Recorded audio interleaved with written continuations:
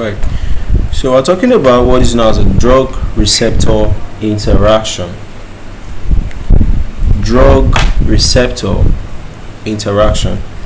So for drug-receptor interaction, you're just trying to talk about how like a receptor is actually interacting with a drug and all of that.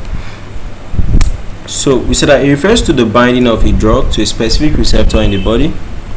So of course, when a drug binds to a receptor, it usually triggers what? Biological response. So this interaction is fundamental to pharmacology, as it determines like how effective a drug will be like, how potent a drug will be like, then how selective a drug will also be like.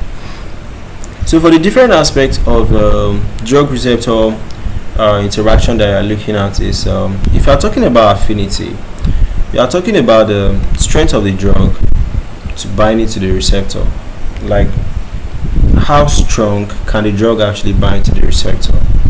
Intrinsic activity is the ability of that drug to activate the receptor. That's if it actually sees the receptor, can it activate it? Then when it activates it, can it be able to produce a response?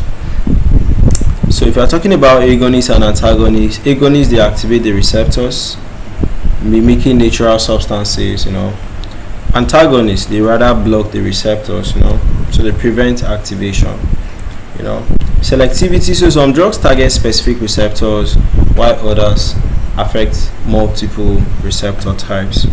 So for the receptor types, you have things like G-coupled protein coupled receptors, ion channels, enzyme-linked receptors, So effectiveness of a drug depends on how well it binds to its receptor and the type of response that it actually brings up.